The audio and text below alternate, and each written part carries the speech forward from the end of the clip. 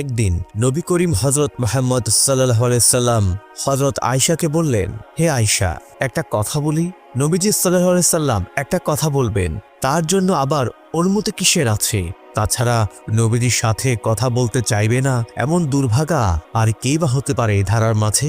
হযরত আয়েশা বললেন, জি অবশ্যই বলুন ইয়া রাসূলুল্লাহ। নবীজি সাল্লাল্লাহু আলাইহি সাল্লাম মুচকি হেসে বললেন, আমি কিন্তু বুঝতে পারি যে তুমি কখন আমার উপর অভিমান করে থাকো। নবীজি সাল্লাল্লাহু আলাইহি সাল্লামের কথা শুনে বিস্মিত হলেন হযরত আয়েশা।